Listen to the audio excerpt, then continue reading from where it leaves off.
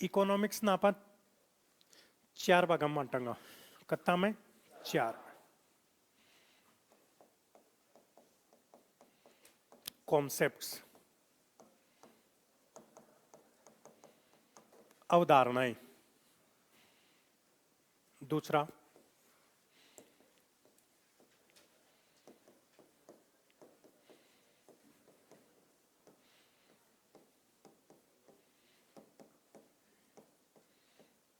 तथ्य या आंकड़े. तीसरा ट्रेंड, प्रवृत्ति. चौथा इम्पैक्ट कह दो या एनालिसिस कह दो.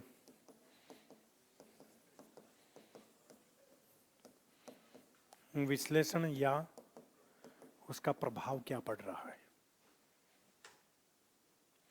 इनमें सबसे जो जरूरी वाली चीज है ना, वो है ये. या समझ में आने के बाद में हम दरी जोर को नहीं आओगे. आपको ये पता लग गया ना कि राष्ट्रीय आय क्या होती है, जीडीपी क्या होती है और आर्थिक वृद्धि दर क्या होती है. ये तो है कॉन्सेप्ट. ये पता लग गया तो फिर आपको मैं बता दूंगा कि साहब 2011 12 में कितनी थी, 12-13 में कितनी थी, 13-14 में कितनी थी, पूरी बता दूंगा अब तक की. 2022-23 में कितनी, अभी तक तो 22-23 की ही आई है ना. ये पूरी बता दूंगा आंकड़े, तो वहां आपके समझ में आ जाएगा कि आर्थिक वृद्धि दर ओवे का ही है, क्या होती है. ये समझ में आ गया तो फिर वो परसेंटेज के आंकड़े बता दूंगा. फिर आपको आंकड़े तो समझ में आते होंगे आपको कितनी है. फिर आपको ट्रेंड बताऊंगा कि 2016-17 तक तो ये बढ़ती जा रही थी, यहां से लेकर के 2019-20 तक ये कम हुई, 19-20 में ये पहली बार माइनस में गई. समझना इस चीज को. फिर 20-21 में पहली तिमाही में कम हुई, फिर दूसरी पहले हाफ में 2 तिमाहियों में, शुरू के 6 महीने में कम हुई, दूसरे 6 महीने में बढ़ी. ये आपको पूरी लिखवाऊंगा. ये क्या हो गया, ट्रेंड. जब बढ़ती जा रही थी तो इसको बोलते हैं एक्सीलरेटेड ग्रोथ, तीव्रतम वृद्धि या बढ़ती हुई दर से वृद्धि. फिर अठे मैक्सिमम होगी ही, अठे फिर कम होना शुरू कर दियो, इसको बोलते हैं पीक या प्रोस्पेरिटी. समझना इन चीजों को. यहां से फिर कम होना शुरू हो गया था. यहां तक आर्थिक वृद्धि दर क्या थी, कम हो रही थी लेकिन पॉजिटिव थी. इसको बोलते हैं स्लो डाउन. क्या बोलते हैं, स्लो डाउन, धीमापन. फिर यहां जाकर माइनस में हो गई, पहली बार माइनस में हुई तो इसको बोलते हैं कॉन्ट्रैक्शन. क्या बोलते हैं, कॉन्ट्रैक्शन. लगातार 2 तिमाही तक हो गई तो उसको बोलते हैं रिसेशन. क्या बोलते हैं, रिसेशन. फिर लगातार 2 तिमाही तक ये माइनस में भी हो गई वृद्धि दर, नकारात्मक भी हो गई, और साथ में बेरोजगारी की दर भी बढ़ गई, तो इसको बोलते हैं डिप्रेशन. ये क्या होता है, समझ में आ गई मेरी बात. ये ट्रेंड हो गया. ये क्या हो गया, ट्रेंड हो गया. कॉन्सेप्ट, आर्थिक वृद्धि दर क्या होती है. फिर कितनी कितनी थी, डाटा. कब से कब तक बढ़ी, एक्सीलरेटेड ग्रोथ रही. कब मैक्सिमम रही, कब गिरना शुरू हो गया, और कब वो माइनस में चली गई. माइनस में पहली बार कब गई, लगातार 2 तिमाही तक कब गई, वो फिर क्या हो गई, slow down, contraction, recession, depression. कब कब आया, फिर वो माइनस में चली गई तो इकोनॉमी डूबने की स्थिति में आ गई, इकोनॉमी क्रैश होने की स्थिति में आ गई. उस टाइम पे फिर उसको बोलते हैं गर्त, ट्रफ. फिर सरकार को मदद पहुंचानी पड़ती है. और फिर सीतारमन मैडम, निर्मला सीतारमन मैडम ने क्या कर दिया, फिर 30 लाख करोड़, 20 लाख करोड़, 30 लाख करोड़ का आर्थिक पैकेज दिया. और क्या कहा कि इससे लोगों के पास पैसा बढ़ेगा और मांग बढ़ेगी और फिर हम मुंदी से बाहर निकलेंगे. ऐसा बोला था ना, याद करो. उसको बोलते हैं स्टिमुलस पैकेज. क्या बोलते हैं, स्टिमुलस पैकेज बोलते हैं उसको. बात समझ में आ रही है मेरी, पक्का. और फिर उसके बाद में बात करते हैं, ये ट्रेंड हो गया, फिर उसके बाद में बात करते हैं इम्पैक्ट या एनालिसिस की। इम्पैक्ट या एनालिसिस में ये देखेंगे कि साहब मंदी आ गई तो उसका प्रभाव क्या पड़ेगा, और उसको दूर करने के लिए कौन कौन से कदम उठाए गए, विश्लेषण किया गया, और फिर कौन कौन से कदम उठाए गए, राजकोषीय उपायों में क्या क्या किया गया, टैक्स की दर को कम कर दिया गया, सरकार ने अपने खर्चे जो है वो बढ़ा दिए, और सार्वजनिक खर्चे बढ़ा दिए गए, और मौद्रिक उपायों में क्या क्या किया गया, सरकार ने स्टिमुलस पैकेज दिया, और इसके अलावा सरकार ने ब्याज दर को कम कर दिया। याद करो, रेपो रेट को 4% पे ले आए थे, एकदम कम कर दी थी। क्यों कर दिया था? मंदी से बाहर निकलने के लिए कर दिया था। बात समझ में आ रही है? ये हो गया इसका विश्लेषणात्मक पार्ट। तो 4 भागों में बांटेंगे। सबसे पहले अपन इस वाले पार्ट को पूरा करेंगे। आंकड़े हर 3-4 महीने में बदलते रहते हैं। आंकड़ों की क्लास जो है वो आपकी जब प्रीलिम्स एग्जाम होने वाली रहेगी उस टाइम पे करेंगे। पूरी इकोनॉमी में 90% टाइम जो है वो इसी में लगेगा, 10% टाइम में ये सारा काम हो जाएगा। समझ में आ रही है क्या मेरी बात? यानी लगभग 125 घंटे अगर लगेंगे अपने को क्लास में, तो 100 से 105-110 घंटे इसमें लगेंगे, और मैक्सिमम 15 से 15 घंटे इसमें लगेंगे। इतना ही काम है इसका। ठीक है? मैं राजकोषीय घाटा होता क्या है, बजट घाटा होता क्या है, राजस्व घाटा होता क्या है, बजट घाटा होता क्या है, पूंजीगत घाटा होता क्या है, प्रभावी राजस्व घाटा कौन सा होता है, निवल राजकोषीय घाटा कौन सा होता है, प्राथमिक घाटा कौन सा होता है, निवल प्राथमिक घाटा कौन सा होता है, ये सारी चीजें कॉन्सेप्ट में पढ़ेंगे। कितना था, कब कब बढ़ा, कब कब कम हुआ, कम करने के लिए क्या किया गया, ये वाला जब आंकड़े आएंगे तब बात करेंगे। क्योंकि अब बात करने का कोई औचित्य नहीं है। इकोनॉमी में हर 3 महीने 4 महीने में इकोनॉमी बदल जाती है, हर तिमाही बाद में इकोनॉमी के आंकड़े बदल जाते हैं। बात समझ में आ रही है पूरी? ठीक है, ये वाला कॉन्सेप्ट वाला पर्सन एक एक करके करेंगे। अब बात करते हैं अपन सिलेबस की।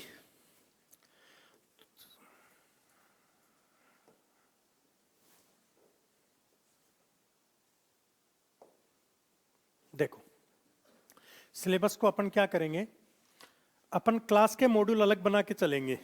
अपन क्लास के मॉड्यूल्स क्या करेंगे, अलग बना के चलेंगे। अपने को पढ़ना क्या क्या है, क्योंकि आपके सिलेबस में क्या दे रखा है, बहुत सारी चीजें अलग तरीके से दे रखी हैं। सिलेबस आपके पास, सबके पास होगा, जिनके पास है वो एक बार खोल लीजिए। ये वाला अभी मिल जाएगा आपको जाने से पहले, आज यहां से जाने से पहले ये वाला कंप्लीट आपको मिल जाएगा। आप एक बार सिलेबस खोल लीजिए, मैं क्या क्या पढ़ाऊंगा वो बता देता हूं। सिलेबस खोलिए, सिलेबस खोलिए, खोल लिया सबने सिलेबस? इकोनॉमी निकालिए। अच्छा, इससे पहले एक बात और कर लेते हैं।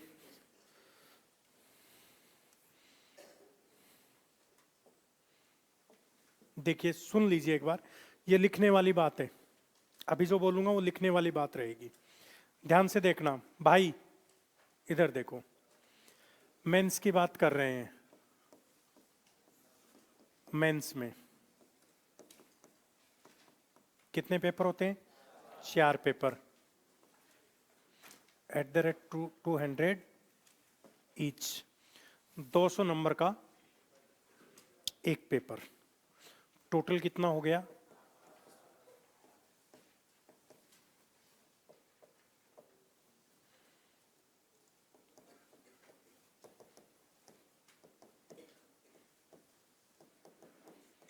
800 नंबर का। समझ में आ रही है बात? सुन लो, इसमें पेपर 1 सुन लेना एक बार। पेपर 1 की 3 यूनिट है। यूनिट 1, यूनिट 1 में आपका हिस्ट्री है, और 75 मार्क्स का ये पोर्शन है, ये आपको पता होना चाहिए। अब इसमें हिस्ट्री में डिटेल से हिस्ट्री वाले गुरुजी बताएंगे, मैं नहीं जाऊंगा इसमें गहराई से। ठीक है? यूनिट 2,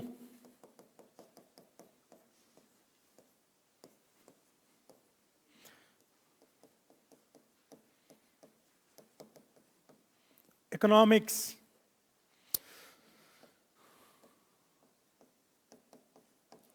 65 नंबर का है। 65 नंबर का है। सुन लो एक बार प्लीज, 3 पार्ट हैं इसके।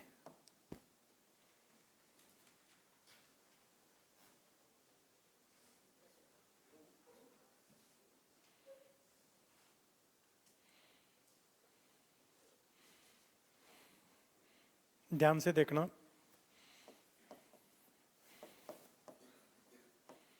इंडियन इकोनॉमी, वर्ल्ड इकोनॉमी, और सी सेक्शन में है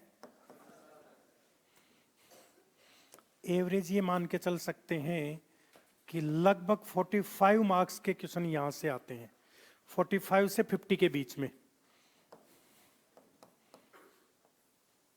45 से 50 नंबर के। ये दोनों मैं करवाऊंगा।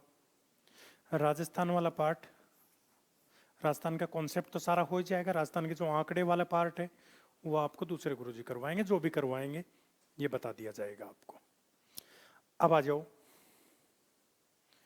यूनिट 3। ध्यान से देखना इन चीजों को। यूनिट 3 में सेक्शन ए,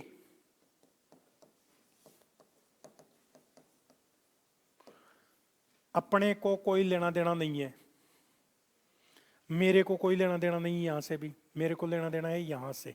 यूनिट 2, समझ रहे हो मेरी बात?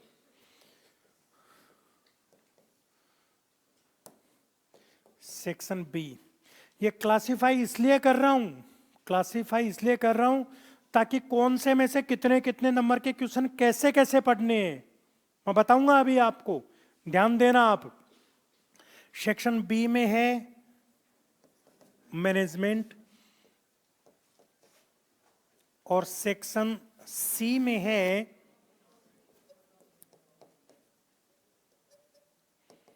Accounting and auditing. ध्यान से देखना, यहां इन दोनों में से, इन दोनों से 5 क्वेश्चन 2-2 नंबर के, कितने? 5 क्वेश्चन 2-2 नंबर के, और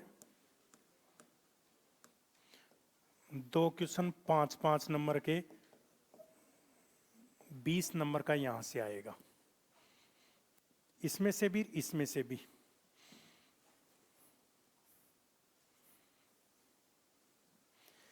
इसमें से भी ये आएगा, ये वाला पोर्शन, और इसमें से भी आएगा। तो 20 नंबर का तो हो गया ये वाला सेक्शन, और 20 नंबर का हो गया सेक्शन। तो जब भी आप मैनेजमेंट वाला कोई टॉपिक पढ़ेंगे तो वहां 10 नंबर का क्वेश्चन नहीं पढ़ना है। दिमाग में बैठा लो इन बातों, बहुत गहरी बात बोल रहा हूं। मैनेजमेंट के टॉपिकों में से बड़ा नहीं पढ़ना है, 10 नंबर वाला नहीं पढ़ना है। यहां से क्वेश्चन या तो 2 नंबर का आएगा और 5 नंबर का आएगा, 10 वाला यहां से आएगा ही नहीं। 10 वाला यहां से आएगा ही नहीं। बात समझ में आ गई? पक्का? अकाउंटिंग एंड ऑडिटिंग में से भी 2 नंबर वाले और 5 नंबर वाले आएंगे, 10 नंबर वाला आएगा ही नहीं। ठीक है, बात समझ में आ रही है? सोशलॉजी में से भी सेम पैटर्न रहता है, 20 नंबर का ही आता है, लेकिन वो सोशलॉजी जो भी पढ़ाएंगे वो आपको डिस्क्राइब करके बताएंगे। मैनेजमेंट में लगभग 60% इकोनॉमी है। अकाउंटिंग एंड ऑडिटिंग में ये कॉमर्स एंड इकोनॉमी का ही पार्ट है। अब ध्यान से देखना, यहां से 5 क्वेश्चन 2-2 नंबर वाले, कितने? 10।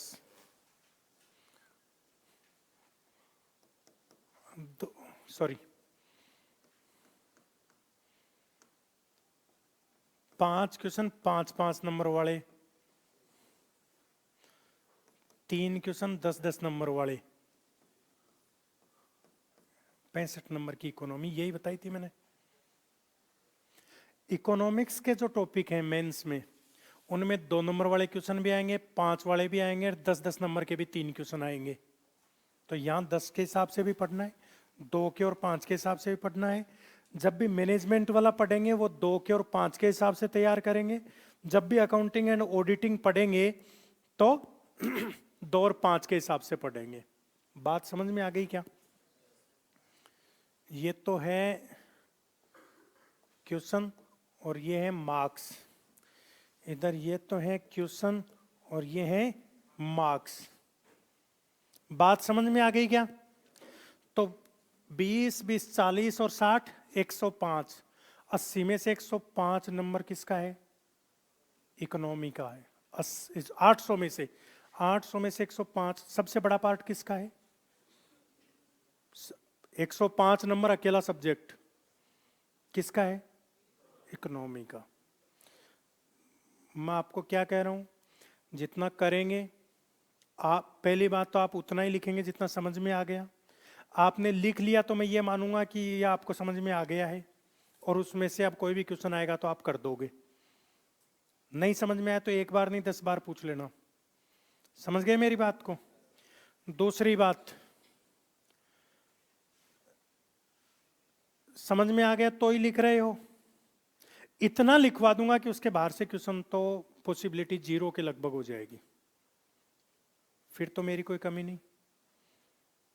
ठीक है, मैं जिस दिन सिलेबस करवा के जाऊंगा, मेरी ये जिम्मेदारी है कि मैं आप सब लोगों को, मेरे इस संस्थान के डायरेक्टर और मेरे कलीग प्रेम सिंह जी को यहाँ खड़ा करके, और मैं आप सब लोगों से पूछवा के जाऊंगा कि सर इन बच्चों को पूछ लो सिलेबस कंप्लीट हुआ है, एक एक टॉपिक, एक एक पॉइंट। और दूसरी चीज़, इनको पूछ लो सारा समझ में आया है कि नहीं आया है। और तीसरी चीज़, उसके बाद में भी मैं अवेलेबल रहूँगा, क्योंकि यहाँ बैच नए बनते रहेंगे, मैं आता जाता रहूँगा, तो आप लोगों को सुविधा रहेगी कि आपको पता चल जाएगा, और क्वेश्चन अगर कोई प्रॉब्लम है तो आप डिस्कस कर सकोगे उस टाइम पे आकर के। क्लियर ना? ठीक है, ये पता लग गया आपको मार्क्स कैसे कैसे, कहाँ कहाँ से, कौन कौन से आएंगे? ठीक है, लिख लीजिए।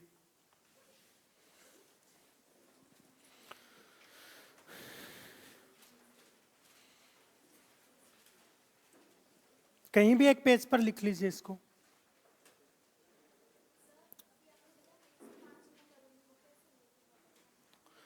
ट्वेंटी प्लस 20 प्लस 65,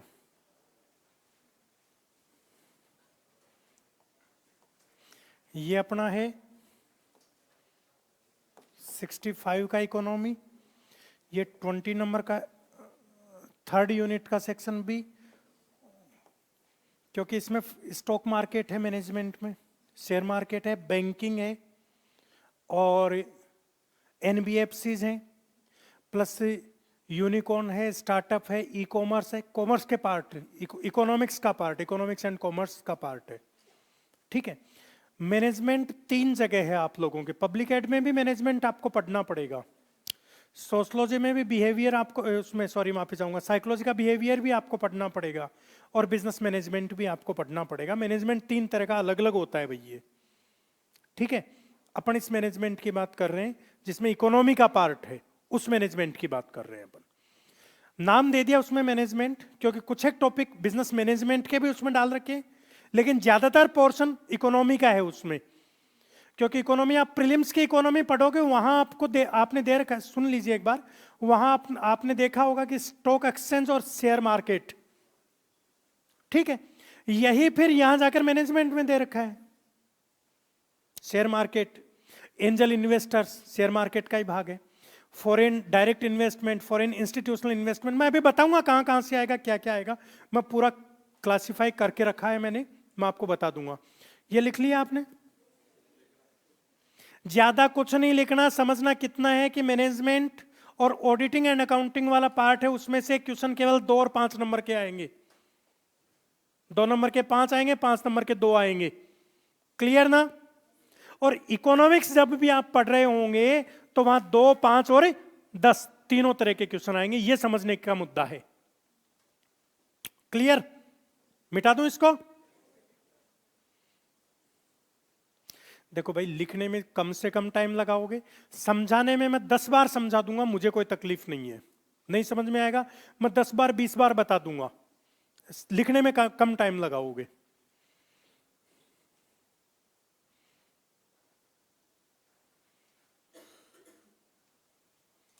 मिटा दूं?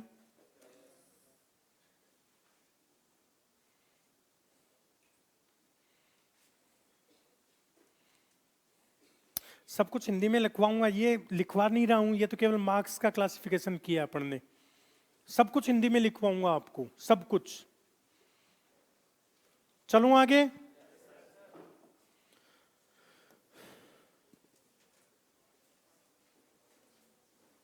ध्यान से देखना, ध्यान से देखना, बोर्ड पर देखिए। सबसे पहला टॉपिक अपन ये पढ़ेंगे, economics versus economy and introduction. सुन लो, ये केवल सुनना है, लिखना नहीं है, ये अभी आपको मिल जाएगा सारा। Economics and economy and introduction, इसमें इकोनॉमिक्स क्या होता है और इकोनॉमी क्या होता है, दोनों को अलग अलग पढ़ेंगे। फिर इकोनॉमिक्स की दो ब्रांचेज होती हैं, माइक्रो इकोनॉमिक्स कौन सा होता है, व्यष्टि अर्थशास्त्र कौन सा होता है, और मैक्रो इकोनॉमिक्स कौन सा होता है, समष्टि कौन सा होता है, ये पढ़ेंगे। फिर देखेंगे इकोनॉमी क्या होता है। फिर इकोनॉमी को आगे चल करके अपन देखेंगे कि समाजवादी अर्थव्यवस्था कौन सी है, पूंजीवादी अर्थव्यवस्था कौन सी है, मिश्रित कौन सी है, फिर समाजवादी कौन सी और साम्यवादी कौन सी है, फिर बंद अर्थव्यवस्था कौन सी है, खुली अर्थव्यवस्था कौन सी है। उसके बाद में अपन अलग अलग सारे देखेंगे जितने भी प्रकार होते हैं, नियोजित कौन सी होती है, गैर नियोजित कौन सी होती है, समझ रहे हो मेरी बात को। फिर विकसित, अल्प विकसित और विकासशील कौन कौन सी हैं। उसके बाद में अपन देखेंगे कि जो पहली दुनिया के देश कौन से हैं, दूसरी दुनिया कौन से हैं, तीसरी दुनिया के देश कौन से हैं, चौथी दुनिया के देश कौन से हैं। फिर अपन आएंगे इंडियन इकोनॉमी पे कि भारतीय अर्थव्यवस्था की कौन कौन सी विशेषताएं हैं, जितने भी नाम बताए इनमें से भारतीय कौन सी है, नियोजित गैर नियोजित में से नियोजित है तो क्यों है, खुली और बंद में से खुली है तो क्यों है, और अल्प विकसित, विकासशील और विकसित इनमें से विकासशील है तो क्यों है। फिर समाजवादी, पूंजीवादी और मिश्रित में से मिश्रित है तो क्यों है, और मिश्रित में भी कौन सी मिश्रित है, ये देखेंगे अपन इकोनॉमी को। उसके बाद में अर्थव्यवस्था के 3 क्षेत्र होते हैं, 2 उपक्षेत्र होते हैं, प्राथमिक क्षेत्र कृषि क्षेत्र जिसको बोलते हो, द्वितीयक उद्योग क्षेत्र, तृतीयक सेवा क्षेत्र, और फिर चतुर्थक और पंचम क्षेत्र देखेंगे, वो 2 उपक्षेत्र होते हैं एक तरह से, ये देखेंगे। फिर आप देखोगे कि मौद्रिक गतिविधियां कौन सी होती हैं, आर्थिक गतिविधियां कौन सी होती हैं। आर्थिक गतिविधियां कौन सी होती हैं, उनमें से 3 प्रकार के होते हैं, उत्पादन क्या होता है, उपभोग क्या होता है, वितरण क्या होता है, समझ रहे हो मेरी बात को। ये वाले टॉपिक देखेंगे। फिर इंडियन इकोनॉमी आगे, फिर मांग और पूर्ति का टॉपिक पढ़ेंगे इसमें, और उनसे कीमत का निर्धारण कैसे होता है वो देखेंगे। एक आधारभूत टॉपिक है जहां से अब भी शुरू करेंगे, वो है यूटिलिटी, उपयोगिता।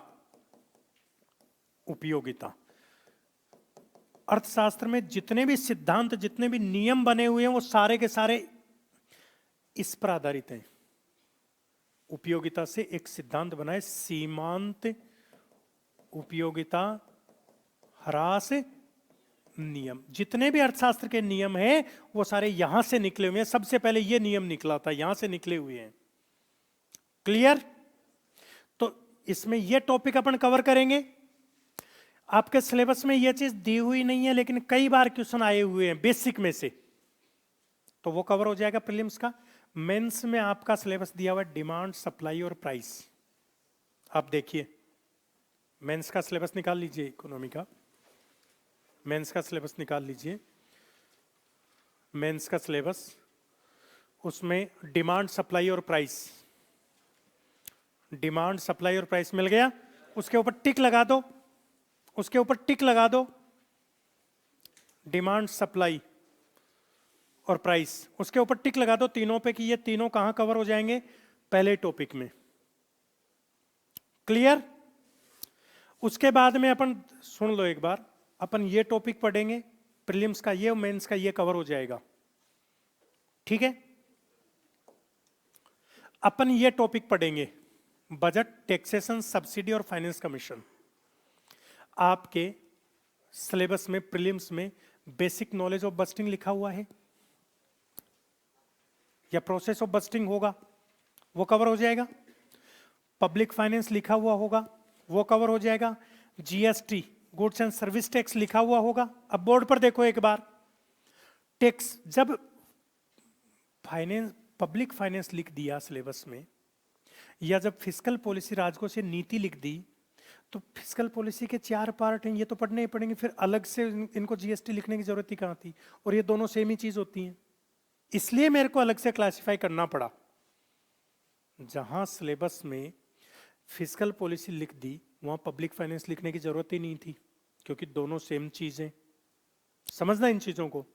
और जब फिस्कल पॉलिसी या पब्लिक फाइनेंस कोई सा भी लिख दिया तो इसके ये 4 तत्व, 4 घटक होते हैं, ये चारों पढ़ने हैं अपने को, बजट, टैक्सेशन, सब्सिडी और फाइनेंस कमीशन, चारों टॉपिक पढ़ने हैं, तो फिर अलग से जीएसटी, टैक्सेशन और सब्सिडी लिखने की जरूरत ही नहीं है। टैक्सेशन किसका पार्ट है? फाइनेंस कमीशन का। सब्सिडी किसका पार्ट है? फाइनेंस कमीशन का। फाइनेंस कमीशन और फिस्कल पॉलिसी क्या है? एक ही है। तो इन पांचों के, बस्टिंग क्या है? इसी का पार्ट है। इन सब की जगह अगर एक ही नाम लिख देते, फिस्कल पॉलिसी या फिर पब्लिक फाइनेंस, तो भी ये सारा पढ़ना पड़ता। अपने को ये 4 टॉपिक पढ़ेंगे, ये सारा कवर हो जाएगा। मेंस में ये इतने नाम दे रखे हैं। एफआरबीएम अलग से टॉपिक नहीं है भाई। एफआरबीएम जो एक्ट है ना, वो बजट का ही एक पार्ट है, बजट का ही एक पार्ट है। बजट पढ़ेंगे तो ये अपने आप ही कवर हो जाएगा। फाइनेंस कमीशन, जब फिस्कल पॉलिसी दे दी, राजकोषीय नीति पढ़ेंगे, तो ये तो पार्ट है इसका, अलग से पढ़ने की जरूरत ही नहीं है, पढ़ना ही पड़ेगा अपने को। समझ में आ गई? तो अपन 4 टॉपिक ये पढ़ेंगे, ये इतना अपने आप कवर हो जाएगा। जब भी बजट बनाते हैं तो उसमें पैसे कहाँ से आते हैं, कहाँ खर्च होते हैं, दोनों चीजें पढ़नी है अपने को, तो अलग से पढ़ने की जरूरत नहीं पड़ेगी। फिर अपन तीसरा मॉड्यूल पढ़ेंगे मनी एंड बैंकिंग, उसमें money, inflation, banking, RBI, monetary policy, अपन 5 टॉपिक पढ़ेंगे। 5 टॉपिक पढ़ते ये अपने आप ही कवर हो गया। और ये वाला टॉपिक बैंकिंग और नॉन बैंकिंग फाइनेंशियल इंस्टीट्यूशंस, ये आप मैनेजमेंट में जाके देखो, प्रबंधन में जाके देखो,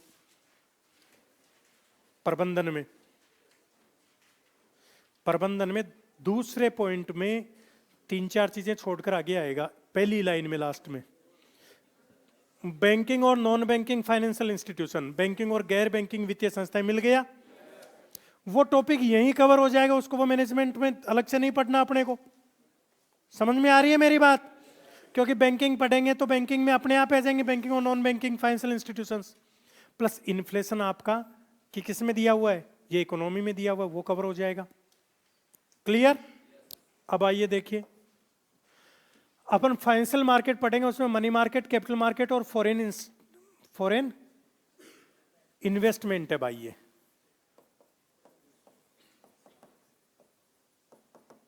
ये आपको सिलेबस मिलेगा, अभी मिलेगा, उसमें इस इंस्ट्रूमेंट की जगह इन्वेस्टमेंट कर देना, निवेश है ये पढ़ेंगे।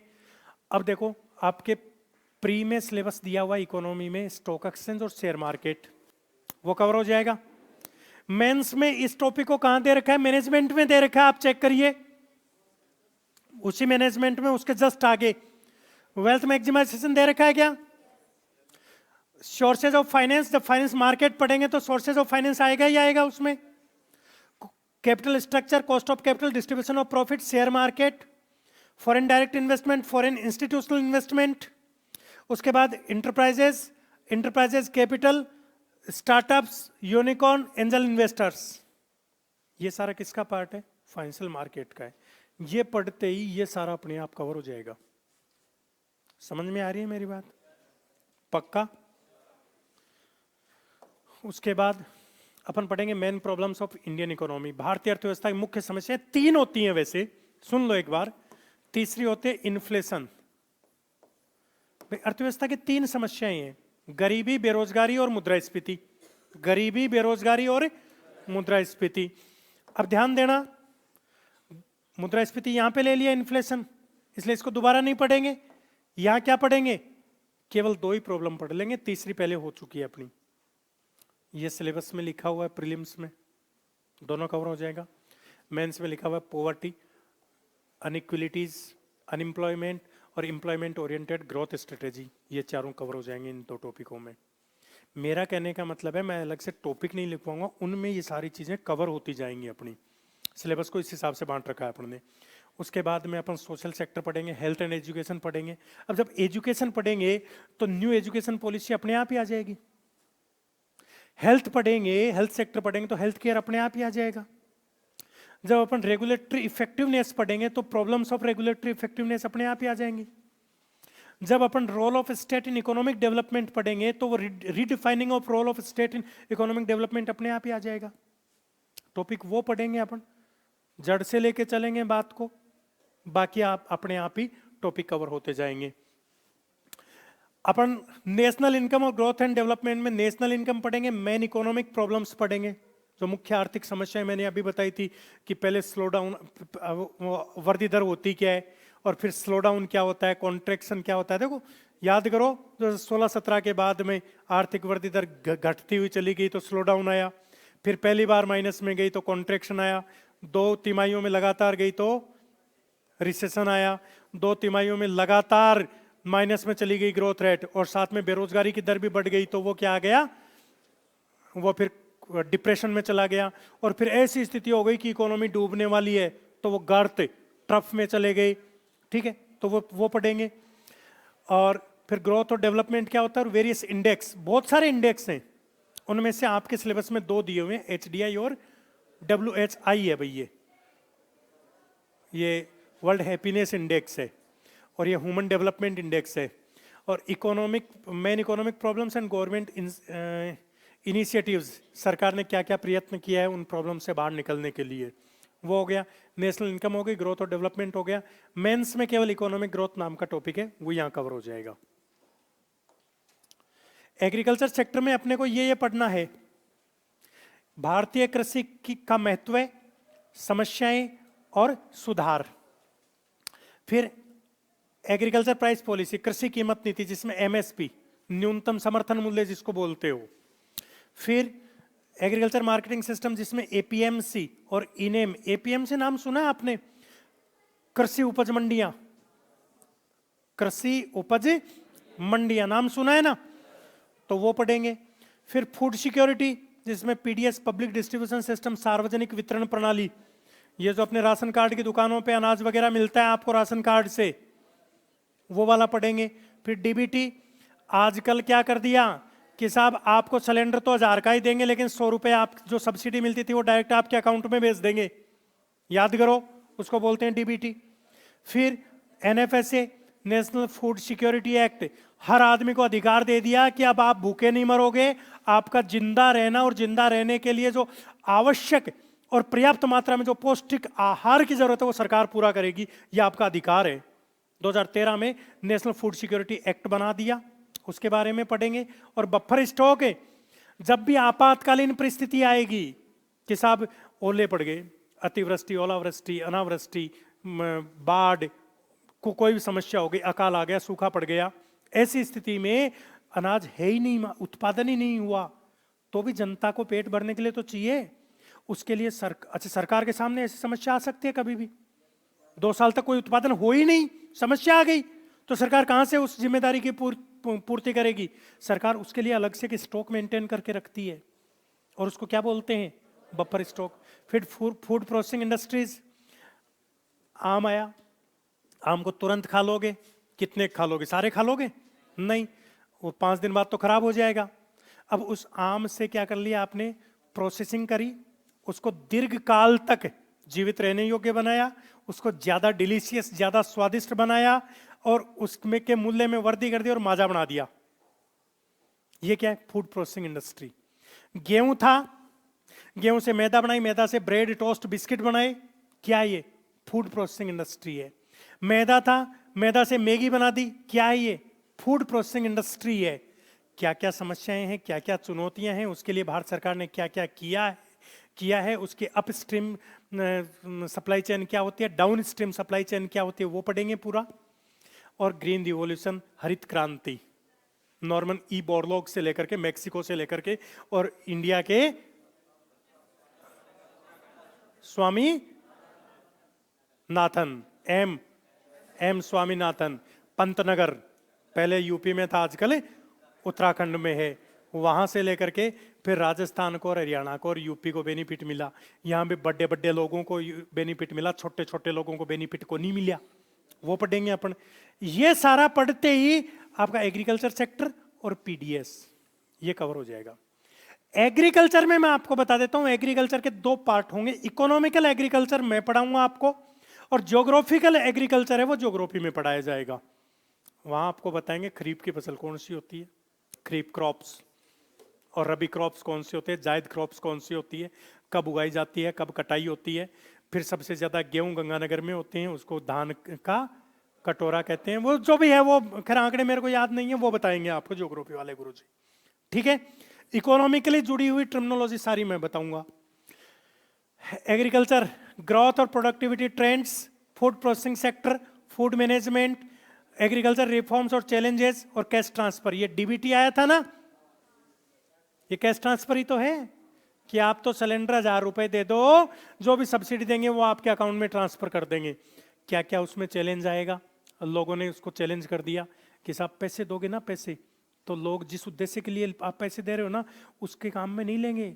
यहाँ बेवड़े बहुत रहते हैं, यहाँ पैसे हाथ में आते हैं शाम को, ना 1 मग वाटर, 1 पवा, और वहां काम में लेंगे।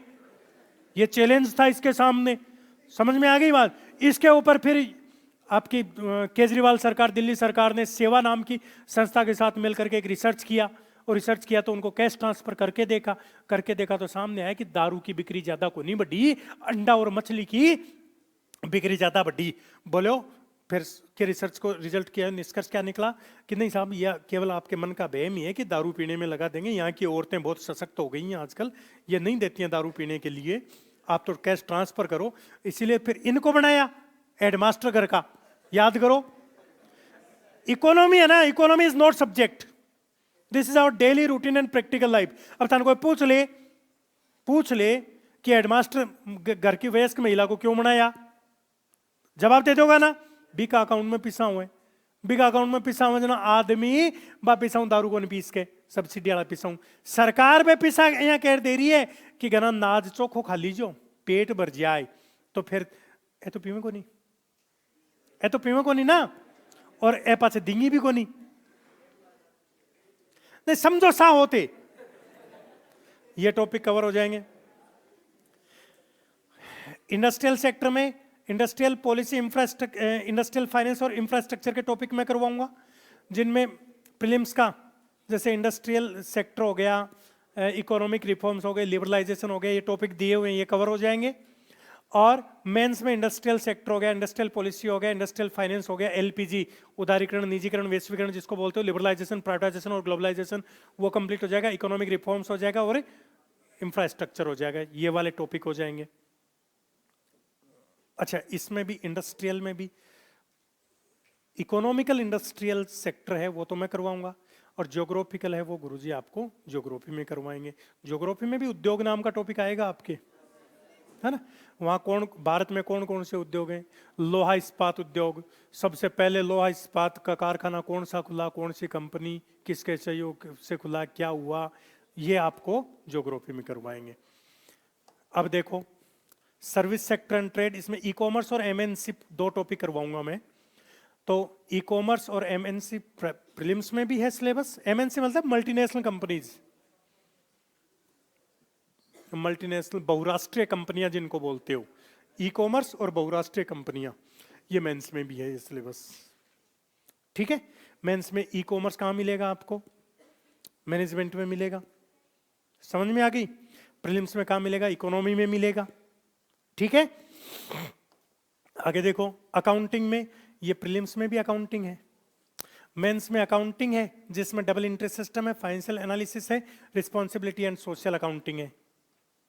ठीक है, तो ये दो टॉपिक अपन करेंगे, फाइनेंशियल मैनेजमेंट और अकाउंटिंग, ये दोनों टॉपिक ये कवर हो जाएगा। Role of government, private, public और मेरिट गुड्स, प्री में ऐसा कोई टॉपिक नहीं दिया हुआ है, मेंस के हिसाब से करवाएंगे, लेकिन भैया तो प्री में भी सकता है इसलिए पहले करवा देंगे। टॉपिक सारे ही पहले कर लेंगे अपन, ताकि प्री में भी कोई मेंस वाले टॉपिक में से पूछ ले तो दिक्कत ना हुए। गवर्नमेंट जितनी भी स्कीम है मैं एक एक करके नहीं पढ़ाऊंगा, लास्ट में टाइप किया हुआ बढ़िया वाला आपको दूंगा और उसको समझा दूंगा। ये लास्ट में मिलेगा आपको, वो भी अभी नहीं मिलेगा, एग्जाम वाले टाइम पे मिलेगा, क्योंकि बाद में भी जितनी स्कीम आएंगे राजस्थान वाले सर देंगे, इंडिया की मैं दूंगा, जितनी भी होंगी सारी। क्लियर। एक टॉपिक रह गया आपका, वर्ल्ड इकोनॉमी या फॉरेन सेक्टर। प्रीलिम्स में नहीं दिया हुआ है, मेंस में आपको WTO, वर्ल्ड बैंक, विश्व व्यापार संगठन, विश्व बैंक और अंतर्राष्ट्रीय मुद्रा कोष, और एक आपका सतत विकास दिया हुआ, क्लाइमेट चेंज। क्लाइमेट चेंज जितना सस्टेनेबल डेवलपमेंट से जुड़ा हुआ है वो तो मैं करवाऊंगा, बाकी इन्वायरमेंट वाले गुरुजी अगर एक्स्ट्रा कुछ हुआ उसकी टर्मिनोलॉजी तो साइंस में या फिर इन्वायरमेंट वाले गुरुजी करवाएंगे। ये अपना पूरा सिलेबस रहेगा, तो अपन ये टॉपिक पढ़ेंगे। अब सबसे पहले अपन शुरू कर देते हैं। अभी तक मैंने कुछ नहीं पढ़ाया है, लेकिन आपका जो रास्ता है वो सारा क्लियर कर दिया है। मीडियम को लेकर कोई प्रॉब्लम नहीं होनी चाहिए मेरे हिसाब से। इकोनॉमिक्स और इकोनॉमी में से क्या पढ़ना है, फिर इकोनॉमिक्स और इकोनॉमी क्यों पढ़नी है, फिर आपने देखा कि क्वेश्चन किस तरह के आते हैं, फैक्चुअल और डाटाबेसेस आते हैं, लेकिन कॉन्सेप्चुअल, ट्रेंड्स और एनालिटिकल साइड से भी क्वेश्चन आते हैं, आपके अप्लाइड वाले क्वेश्चन भी आते हैं। उसके बाद में आपने देखा कि क्या करना चाहिए, लिखते रहना है, कैसे कैसे क्या क्या, सिलेबस को देख लिया। सबसे पहले टॉपिक का नाम लिखिए, यूटिलिटी।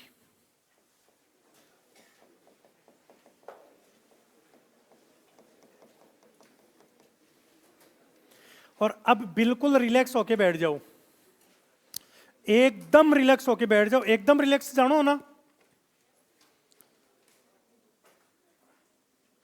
बिल्कुल दिमाग में की है ही कोनी।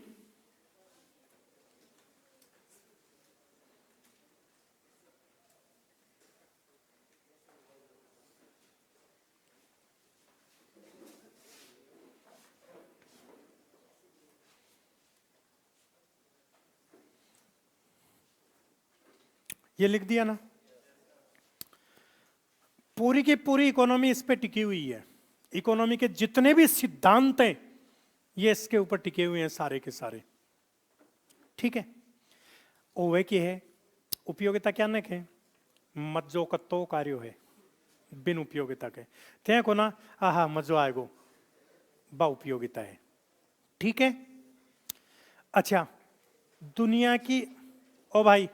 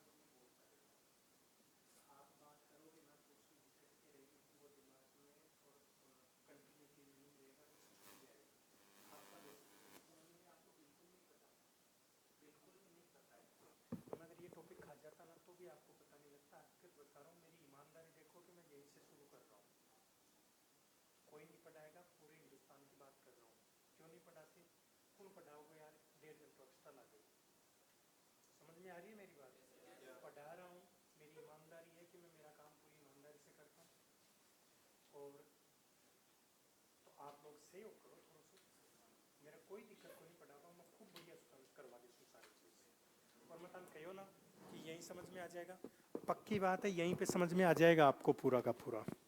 बस आप अब एक चीज बताओ, ये मैं सामने से बोल के पढ़ा रहा हूँ, आप आपस में दो जने बात कर रहे हो, डिस्टर्बेंस होता है, कंटिन्यूटी टूटती है, समस्या उत्पन्न होती है उसमें, आप ऐसा मत करो, है ना।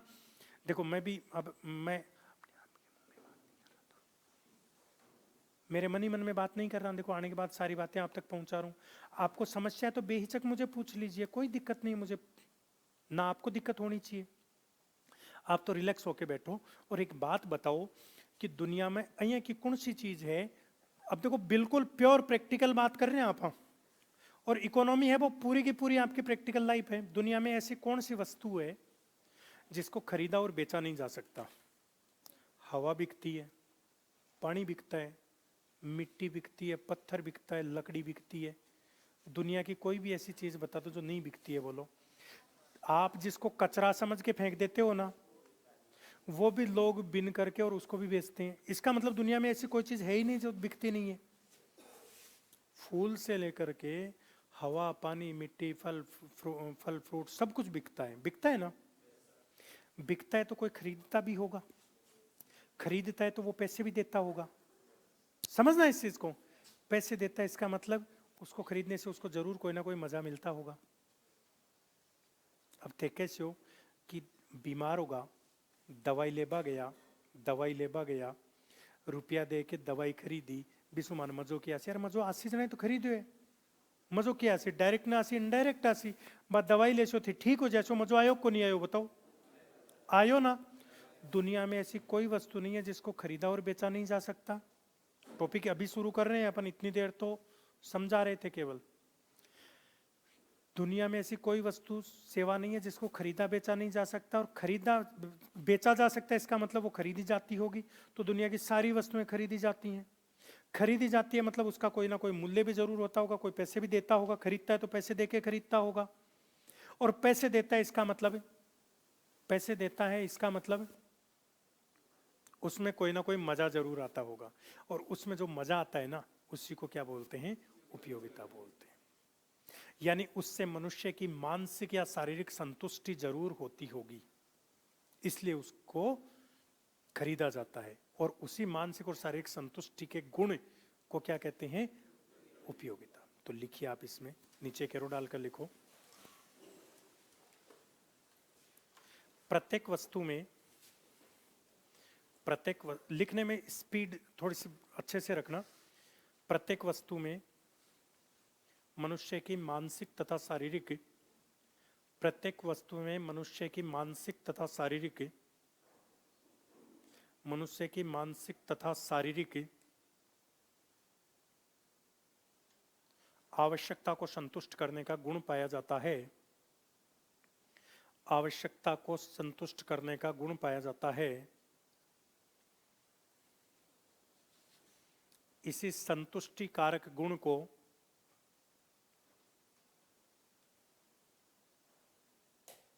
गुण पाया जाता है, लिख दिया। इसी संतुष्टि कारक गुण को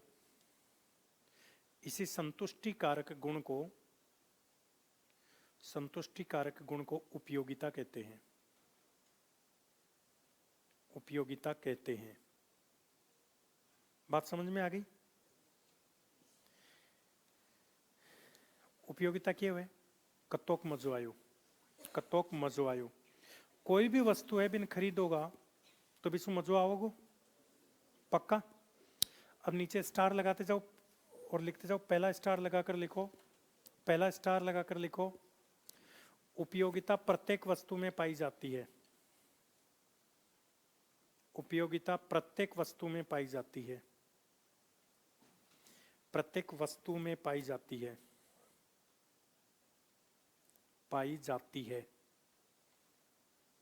कोई दिक्कत है दुनिया में कि कोई भी वस्तु को नहीं लेकिन खरीद और बेचो नहीं जा सके, और खरीदो जा सके को मतलब विश्व कोई ना कोई मानसिक या शारीरिक संतुष्टि मिल रही है, जल्दी कोई खरीद रही है, नहीं तो कोई खरीद तो को नहीं। श्योर ना? अरे मेरे को एक चीज बताओ, आप रद्दी से रद्दी किसको मानते हो? जो कागज लिख दिया जो खराब हो गया वो रद्दी है ना, वो भी बिकता है, खरीदने वाले को उससे भी संतुष्टि मिलती है, उससे वो दोबारा से रीडिफाइन करके या तो कोई आर्टिकल बना देगा, और नहीं तो उससे फिर दोबारा कागज बना लेगा रीप्रोसेस करके। समझ में आ रही है मेरी बात? अरे आपके बाल झड़ गए ना, बाल टूटते हैं ना, आप बाल कंघी करती है और बाल टूटते हैं, वो भी बिकते हैं, 30-40 हजार रुपए किलो बिकते हैं। क्यों बिकते हैं? वो जरूर उससे किसी ना किसी को संतुष्टि मिलती होगी। तो दुनिया में ऐसी कोई चीज है ही नहीं जिससे संतुष्टि नहीं मिलती है। तो उपयोगिता प्रत्येक वस्तु में पाई जाती है। समझ में आ गई? अगला एरो डाल, अगला स्टार लगाकर लिखो, उपयोगिता का संबंध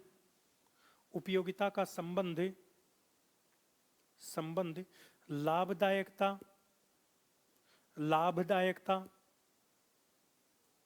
तथा हानिकारकता से नहीं होता है,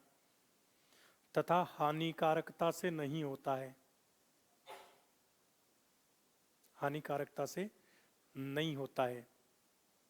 लिख दिया? अब सुन लो, देखो मेरे जिया को आदमी, ब्राह्मण आदमी बिना लाडू देते जा मेरे बहुत मजो आवे ना, रसगुल्ला मजो आवे। और जो बेवड़ है ना, दारूड़े है, बिन एक क्वार्टर मिल जाए, एक थैली मिल जाए, वो खुद ही वह थैली रहे, दिल्ली तो रहे, तो बिन मजो आवे। अब बताओ, मनज की उपयोगिता मिली लाडू से, बा लाभदायक है कि नुकसानदायक है शरीर के लिए? बिनज की उपयोगिता मिली दारू से, बा शरीर के लिए लाभदायक है नुकसानदायक? नुकसानदायक है, लेकिन फिर भी बिन मजो आ रहे है। तो मज्जा को संबंध लाभ और नुकसान से को नहीं होवे, समझ रहे होगे?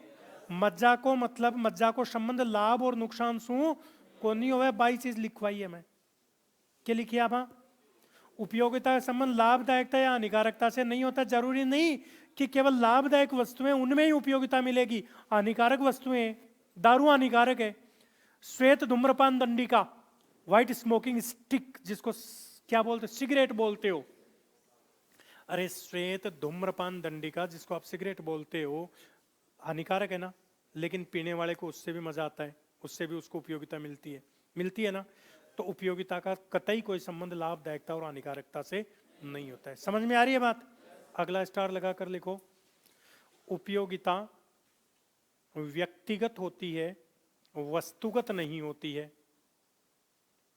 उपयोगिता व्यक्तिगत होती है, वस्तुगत नहीं होती है, नहीं होती है। अरे एक बात बताओ, दारू में नशो तो बाटली डांस करती को नहीं करे ना? इको मतलब वो नशो दारू में को नहीं, वो जखा का गला के नीचे डल जाए ना, भी आदमी में नशो है कि वो जाता ही आदमी डांस करवा ला जाए। को मतलब दारू में अगर ताकत होती, दारू में नशो तो बोतल नाचती, देखी थे कदे? इको मतलब नशो दारू में को नहीं होवे, कि में हुए? व्यक्ति में हुए। कि में हुए? व्यक्ति में हुए, कि व्यक्ति भी वस्तु को उपभोग करे जना बिन उपयोगिता मिले। समझ में आएगी बात? तो उपयोगिता वस्तुगत को नहीं होवे, बा व्यक्तिगत होवे। समझ जो ये चीज ने, बात समझ में आएगी? अगला लिखो, उपयोगिता व्यक्ति दर व्यक्ति अलग अलग होती है। उपयोगिता व्यक्ति दर व्यक्ति अलग अलग होती है। व्यक्ति दर व्यक्ति अलग अलग होती है। समझ में आ रही है मेरी बात? कहीं अब भी दारू से भी एक आदमी तो मजो आ रहे है और मन को नहीं आवे, क्योंकि मैं पीऊं को नहीं। तो भी दारू से उपयोगिता भी नहीं मिल रही है, मन को नहीं मिल रही। अरे एक चीज बताओ, सबसे ज्यादा ईमानदारी क्या में है? दारू का मटवारा में है, भैया की ईमानदारी क्या में को नहीं होवे। यहाँ मतलब यहाँ सेम ब्रांड, एक ही ब्रांड है, काला कुत्ता, ब्लैक डॉग, यहाँ गाल लेंगे, यहाँ दूसरा हम गाल लेंगे, अरे नापेंगे बराबर है। Same brand, same quantity, same quality, same quantity. 5 आदमी 5 पैक पीवेंगा अलग अलग।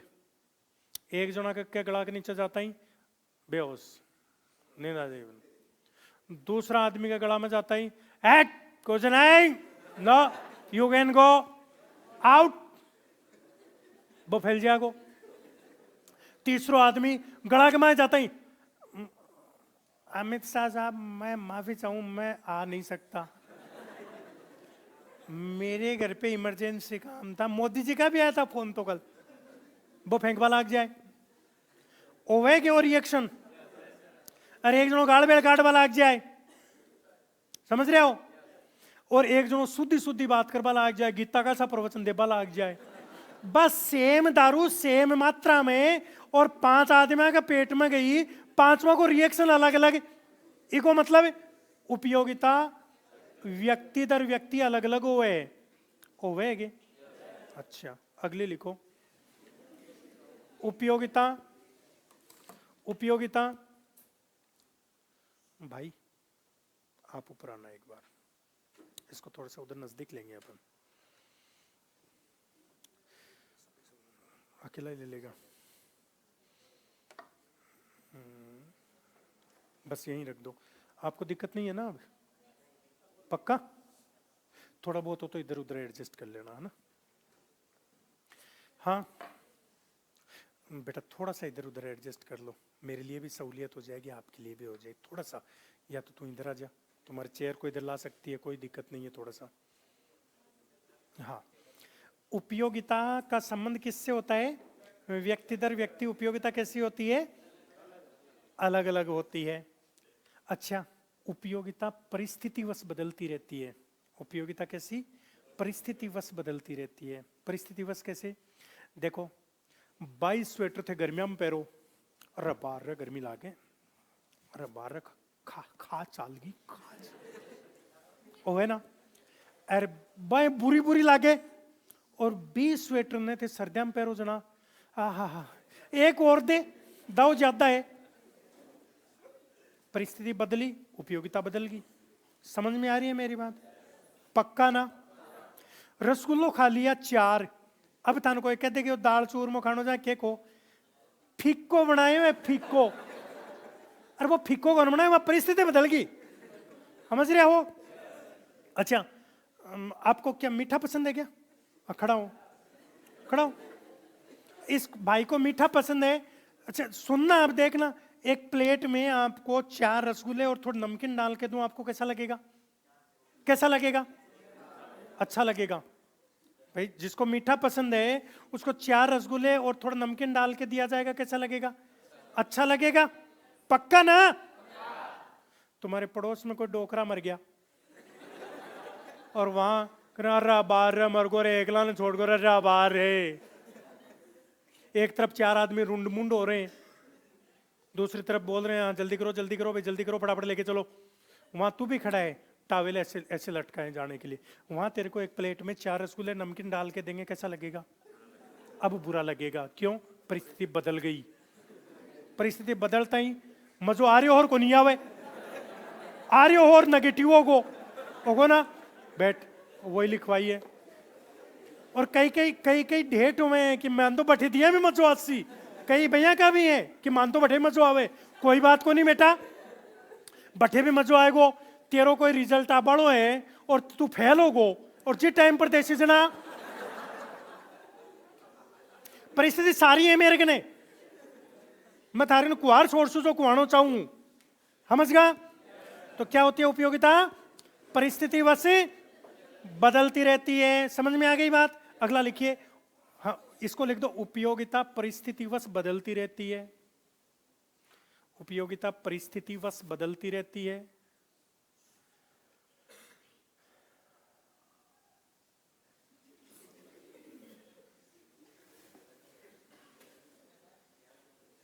उपयोगिता परिस्थितिवश बदलती रहती है। ठीक है, अब देखो ध्यान से देखना। अब बात करते हैं, एक तो होती है संतुष्टि और एक होती है उपयोगिता। इन दोनों में फर्क है। पहले तो लिख लो फिर फर्क समझाऊंगा। अगला पॉइंट, अगला स्टार लगाकर लिखो, उपयोगिता उपयोगिता तथा संतुष्टि में, उपयोगिता तथा संतुष्टि में अंतर होता है। There is too much difference between the utility and satisfaction. उपयोगिता तथा संतुष्टि में अंतर होता है। लिख दिया? देखो ध्यान से सुनना। पहले मैं छोटो हो, पहले मैं छोटा था, पहले आप भी छोटे होंगे। अरे सभी छोटे थे। छोटा था तब 15 अगस्त और 26 जनवरी के पहले वाली रात को, आप भी याद कर लो मेरे साथ साथ। मम्मी को बोलते थे मम्मी सुबह जल्दी जगा देना, सुबह जल्दी जगा देना। मम्मी क्या कहती? बेटा तू सो के तो दिखा, नींद तो तेरे को ही ना आवेगी, ऐसे बोलती थी। अपन रात को प्लानिंग कर रहे हैं, सुबह जाएंगे, हा हा हा, सुबह वहां मजा आएगा। क्या मजा आवेगा? सुबह मजा आवेगा। क्या मजा आवेगा? सुबह वहां पे डांस देखेंगे, वो नाटक देखेंगे, वो भाषण देंगे, भाषण सुनेंगे, है ना? अरे बोलते नहीं थे क्या? Honorable President, Chief Guest, respected teachers, villagers, and all my dear students, we all have come here under this national flag to celebrate 76th Independence Day. Today is on 15th of August 1947, our country get the freedom from the English. We did not get this freedom so easily. For this, we have made many sacrifices. बोलते थे, समझ में तो आपके नहीं, मेरे भी नहीं आता था। मेरा भी हिंदी मीडियम कम मारवाड़ी मीडियम ज्यादा रहा हुआ है, तो समझ में तो मेरे ही नहीं आता था, लेकिन बोल देंगे मजा आएगा। अच्छा तू क्या मानेगी, मैं लंबा खूब था पहले भी, मैं देखो एक दिन में आदमी नहीं बढ़ता, पहले भी था। तो वो परेड करते थे तो वो मैं फिर वो आगे से बोलता था परेड दाहिने देख, फिर ऐसे देखते थे, मैं पीछे पीछे होता था और मैं बोलता था परेड सामने देख, जोर से बोलता था। मतलब मैं इधर इस स्कूल में बोलता था और पड़ोसी गांव के स्कूल में सामने देखते थे। वो सोच के मजा आ रहा है मेरे को, सोच के जो मजा आ रहा है उसको बोलते हैं उपयोगिता। फिर अगला दिन होगा, अच्छा ये भी सोचते थे पता से मिलेंगे, पता से मिलेंगे। पहले बूंदी नहीं मिलती थी, आजकल तो लड्डू मिलने लग गए होंगे। तुम्हारे टाइम पे बूंदी, अब लड्डू, और हमारे टाइम पे पता से होते थे, 4-4 पता से मिलते थे। जो भी मिलता होगा ठीक है, मतलब मिलते थे। तो मैं सोच रहा हूं रात का, हाँ पता से मिलेंगे कल, मैं सोच रहा हूं जो मजा आ रहा है क्या है, उपयोगिता। मैं वास्तव में सुबह उठा, उठ के स्कूल गया, स्कूल में जो जो एक्टिविटीज रात को सोची थी वैसे वैसे हुआ, मजा आया। जो वास्तव में मजा आया वो है संतुष्टि। बिफोर द कंजम्पशन, उपभोग से पहले जो अनुमानित आनंद है उसको बोलते हैं उपयोगिता। और after the consumption the real measurement of Joy, जो आनंद का वास्तविक आनंद जो मिला है उसको बोलते हैं संतुष्टि। तो नीचे एक एरो डालकर लिखो, उपभोग से पहले, उपभोग से पहले अनुमानित आनंद, उपभोग से पहले अनुमानित आनंद उपयोगिता होती है। अनुमानित आनंद, आनंद उपयोगिता होती है, उपयोगिता होती है। तथा उपभोग के बाद, उपभोग के बाद वास्तविक प्राप्त आनंद, उपभोग के बाद वास्तविक प्राप्त आनंद, वास्तविक प्राप्त आनंद, वास्तविक प्राप्त आनंद, आनंद क्या होता है, संतुष्टि होती है। बात समझ में आ गई क्या, पक्का ना। अब बताओ इकोनॉमिक्स क्या है, सब्जेक्ट है क्या, दूर दूर तक सब्जेक्ट नहीं है इकोनॉमिक्स, क्या है, daily routine and practical life. Is this clear, ज्यादा गहराई से नहीं जाएंगे। अब डायरेक्ट आओ आप सीमांत उपयोगिता ह्रास नियम।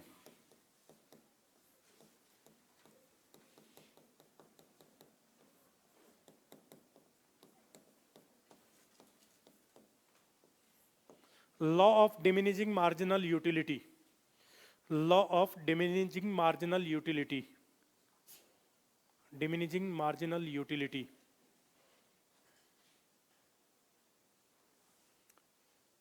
सीमांत उपयोगिता ह्रास नियम। ह्रास, ह्रास, ह्रास है कि नीचे रे और हा से ह्रास, ह्रास मतलब कम होना, घटना, है ना, घटते हुए क्रम में। सीमांत उपयोगिता ह्रास नियम। अब सुन लो, पहले अपने को यह देखना है कि सीमांत उपयोगिता क्या होती है, ठीक है। तो सबसे पहला स्टार लगाकर लिखो, और लिखने से पहले आप समझ लो, एक बार सुन लो।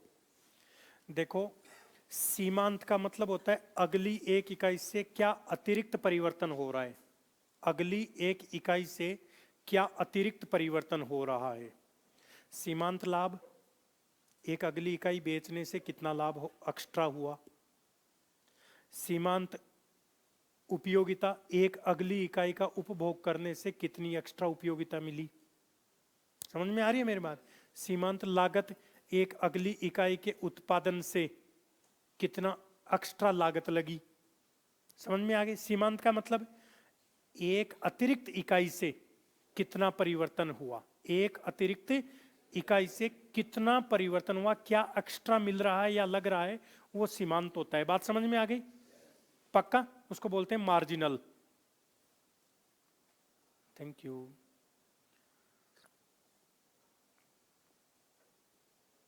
अब देखो, सीमांत वाला लिख लो, लिखिए। एक अतिरिक्त इकाई के उपभोग से, एक अतिरिक्त इकाई, अतिरिक्त इकाई के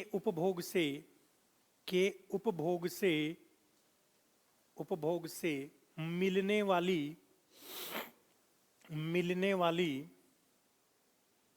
अतिरिक्त उपयोगिता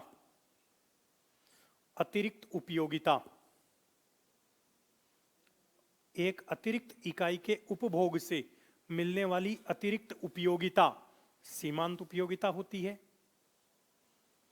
सीमांत उपयोगिता होती है।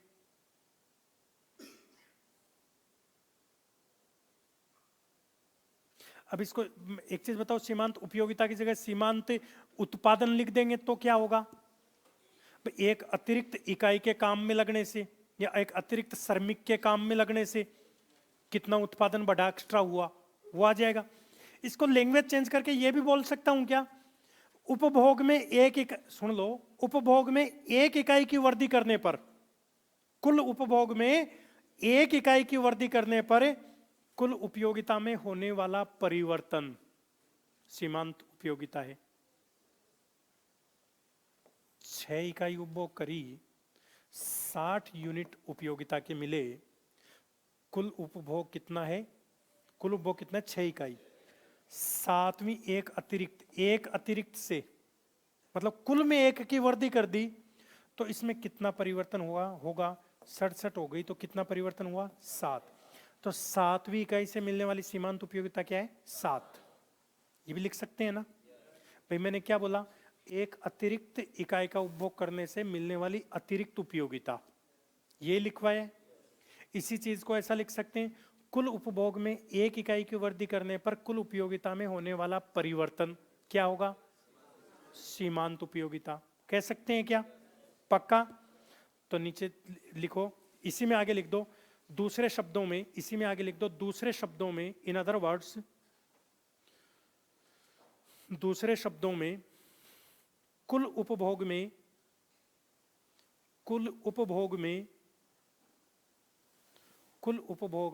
एक इकाई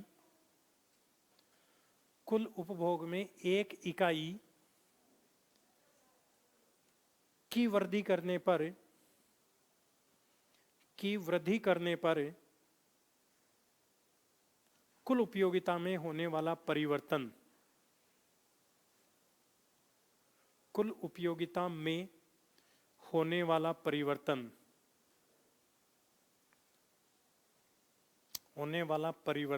क्या कहलाता है?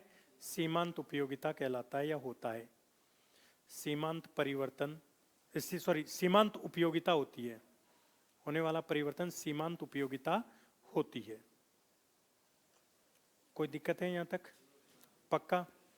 सीमांत उपयोगिता ह्रास नियम ये कहता है साहब कि जैसे जैसे आप उत्तरोत्तर मतलब एक के बाद एक, कंटिन्यू एक के बाद एक इकाइयों का उपभोग करोगे तो आगे आने वाली इकाई से मिलने वाली सीमांत उपयोगिता कम होती चली जाएगी। क्या होती चली जाएगी? कम होती चली जाएगी। क्यों? क्योंकि उपयोगिता आवश्यकता की तीव्रता पर निर्भर करती है। उपयोगिता किस पर निर्भर करती है? भूख जितनी तेज लगेगी भोजन से उपयोगिता उतनी ज्यादा मिलेगी। अब पहली रोटी खाओगे तो मजा ज्यादा आएगा, दूसरी रोटी से भूख कम हो गई तो मजा कम हो जाएगा, उपयोगिता कम हो जाएगी, तीसरी रोटी से और भूख शांत हो गई तो मजा और कम आएगा, उपयोगिता और कम हो जाएगी। बात समझ में आ गई? तो इसमें नीचे एक और स्टार लगाकर लिखो। अच्छा सुन लो, अर्थशास्त्र में जब भी अपन नियम पढ़ेंगे, जब भी सिद्धांतों की बात करेंगे, अवधारणाओं की बात करेंगे, तो एक मान्यता लेनी पड़ेगी, और वो मान्यता सेटेरिस परिवस नाम के अर्थशास्त्री ने दी थी। किसने दी थी? सेटेरिस परिवस ने दी थी, इसलिए इसको सेटेरिस परिवस की मान्यता बोलते हैं। क्या बोलते हैं? सेटेरिस परिवस की। पूरी इकोनॉमी में ये काम में ये मान्यता लेनी पड़ती है, पूरी इकोनॉमी में लेनी पड़ती है, पूरी इकोनॉमी में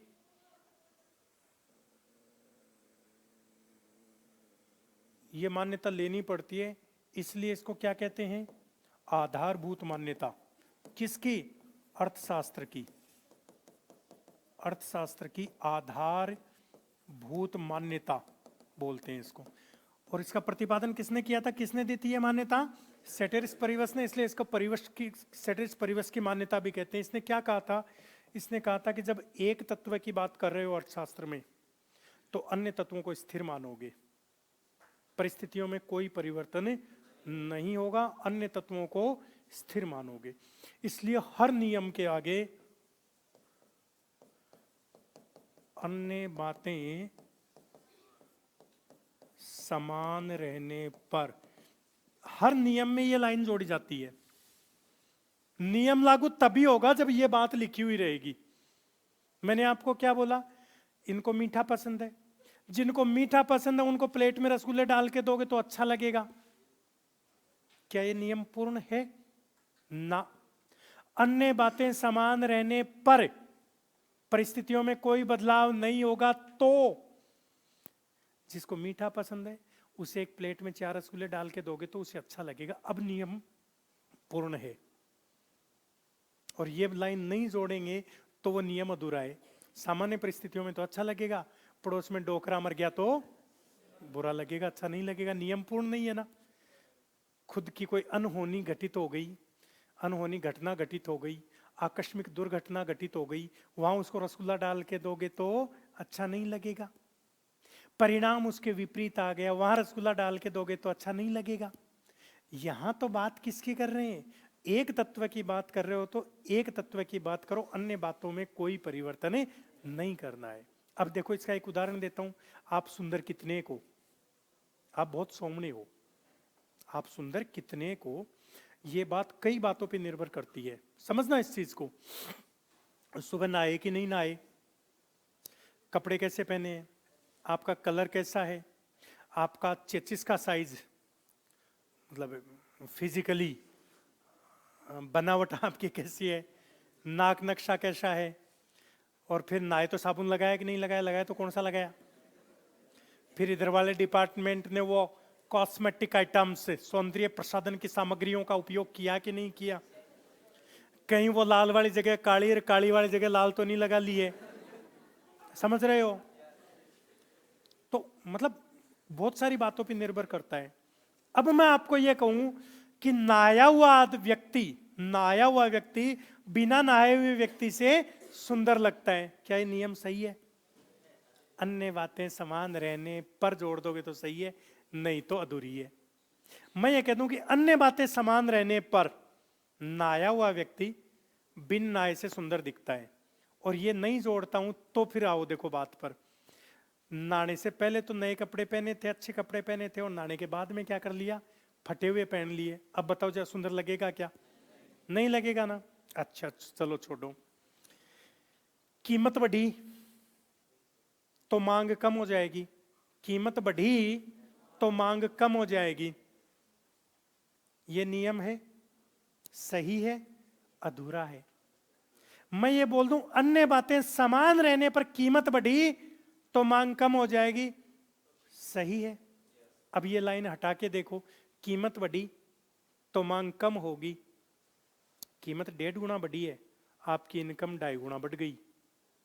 कीमत 1.5 गुना बढ़ी है, आपकी इनकम 2 गुनी हो गई। अब बताओ मांग कम करोगे क्या? कीमत से ज्यादा आपकी इनकम लेवल बढ़ गया, कीमत तो 1.5 गुना ही हुई है। आपकी पहले 100 रुपए किलो सेव आता था, अब 150 रुपए हुआ है। पहले 10,000 कमाते थे, अब 20,000 कमा रहे हो। बताओ सेव कम खरीदोगे क्या? ज्यादा खरीदोगे। कीमत बढ़ने पर भी मांग बढ़ रही है ना, क्यों? अन्य बातें स्थिर नहीं है। ये नियम ये बात हर जगह लागू करनी पड़ेगी। ये बात कहाँ लागू करनी पड़ेगी? यहाँ इस नियम में भी लागू करनी पड़ेगी। मैंने क्या कहा? पहली रोटी खाओगा मजो आओ ज्यादा, दूसरे में कम आओगे, तीसरे में और कम आओगे। पहला रसगुल्ला मजो ज्यादा आवे, दूसरा रसगुल्ला थोड़ा कम आवे, तीसरा कम आवे, चौथा कम आवे। अब 5वां में बीच में एक नमकीन को फाको ले लियो, 5वां कम आओगे ज्यादा आओगे? बताओ ज्यादा आओगे ना। अन्य बातें समान नहीं रहेगी तो नियम लागू नहीं होगा। बात समझ में आ रही है? इकोनॉमिक्स प्योर प्रैक्टिकल है। जिन्हें बोला ना शुद्ध व्यवहारिक इकोनॉमिक्स ही है खाली। ठीक है, तो लिखो इसमें सीमांत उपयोगिता ह्रास नियम के अनुसार, सीमांत उपयोगिता ह्रास नियम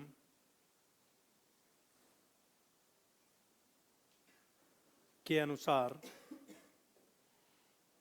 अनुसार कोमा लगा दो, आगे लिखो अन्य बातें समान रहने पर, यानी परिस्थितियों में कोई बदलाव नहीं होना है ना, तो ही नियम लागू होगा, ठीक है ना। अन्य बातें समान रहने पर, other factors are to be constant, अन्य बातें समान रहने पर, फिर कोमा लगा दो, फिर लिखो किसी वस्तु विशेष का, किसी वस्तु विशेष की, किसी वस्तु विशेष की उत्तरोत्तर,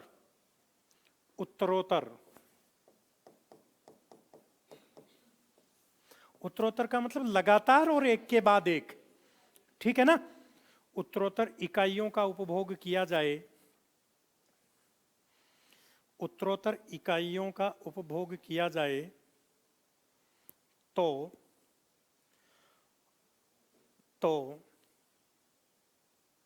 सीमांत उपयोगिता घटते हुए क्रम में प्राप्त होगी। तो सीमांत उपयोगिता घटते हुए क्रम में प्राप्त होगी, घटते हुए क्रम में प्राप्त होगी। बात समझ में आ गई क्या? पक्का? बात समझ में आ गई क्या? पक्का? बस यही सीमांत उपयोगिता ह्रास नियम है। पहला रसूलों में जो ज्यादा होगा, दूसरा कम आओगे, तीसरा और कम आओगे, चौथा और कम आओगे। अब बताओ वो नियम लागू क्यों हुए? क्यों हुए? क्योंकि उपयोगिता आवश्यकता की तीव्रता पर निर्भर करती है, और जैसे जैसे उपभोग बढ़ता जाएगा वैसे वैसे आवश्यकता की तीव्रता घटती चली जाएगी, इसलिए अतिरिक्त इकाइयों से मिलने वाली उपयोगिता भी घटती चली जाएगी। Is this clear? तो नीचे एक और एरो डाल, एक और स्टार लगाकर लिख दो, लिखिए उपयोगिता आवश्यकता की तीव्रता पर निर्भर करती है,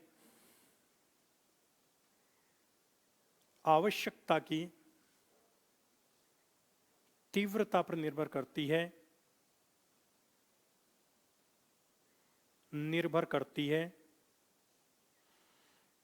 उपयोगिता आवश्यकता की तीव्रता पर निर्भर करती है। लिख दिया? जैसे जैसे उपभोग करेंगे, जैसे जैसे उपभोग करेंगे आवश्यकता की तीव्रता कम होती जाएगी, आवश्यकता की तीव्रता कम होती जाएगी, कम होती जाएगी। अतः अतिरिक्त इकाइयों से मिलने वाली सीमांत उपयोगिता, अतः अतिरिक्त इकाइयों से मिलने वाली सीमांत उपयोगिता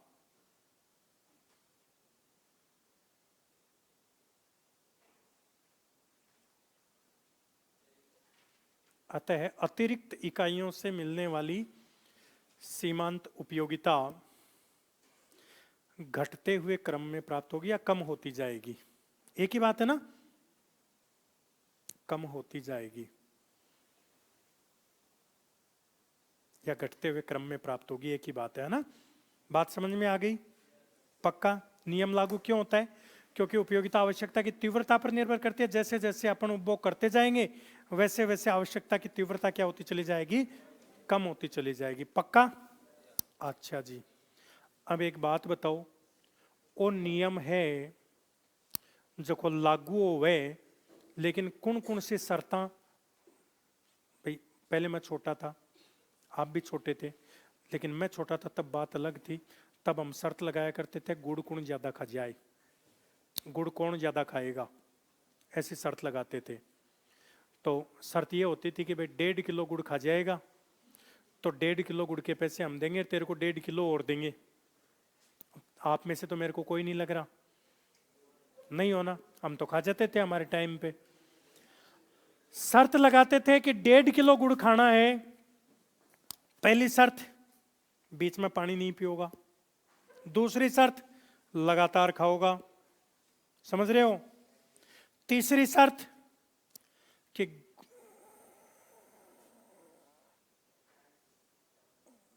गुड़ दो तरह को आवे, एक तो गुड़ आवे रे के बादाम और बीच में अलग आवे, चरको गुड़ भी आवे एक, है ना? तो स्वाद चेंज वालों बीच में चेंज नहीं करोगा, ठीक है? और बीच में रुकोगा नहीं, ऐ शर्त लगाता ना, वो सारी शर्तें यहां भी लागू होती हैं, वो सारी शर्तें यहां भी लागू होती हैं। तो नियम की मान्यताएं लिख लो, मूल मूल 2-3 लिखवाऊंगा, ज्यादा नहीं लिखनी है। नियम की मान्यताएं, नियम की मान्यताएं, और पहली मान्यता लिखो, उपभोग लगातार होगा,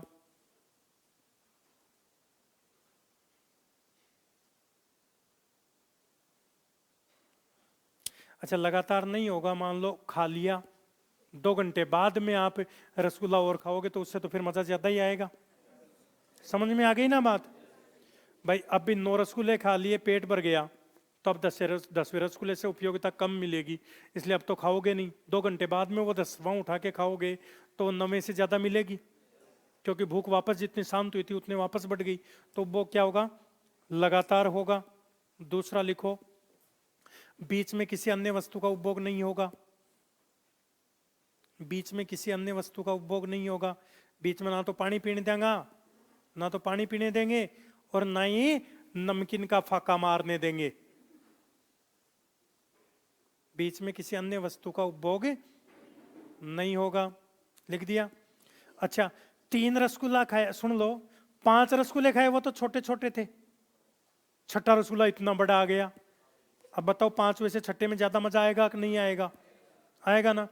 5 रसगुल्ले खाए वो एकदम निचोड़ निचोड़ के, उसमें चाशनी थी नहीं, 6ठा चाशनी का भरकिया आ गया तो मजा ज्यादा ही आएगा। समझ रहे हो? 5 रसगुल्ले दौड़े दौड़े थे, बनावट भी ऐसे अजीब सी थी, 6ठा एकदम गोल मटोल था, और उसमें रंग भी दिया हुआ था। साइकोलॉजिकल इफेक्ट आती है ना इन चीजों का, तो बताओ उससे मजा आएगा कि नहीं आएगा? ज्यादा आएगा ना। तो सभी इकाइयां रंग रूप और आकार में आपस में समान होंगी।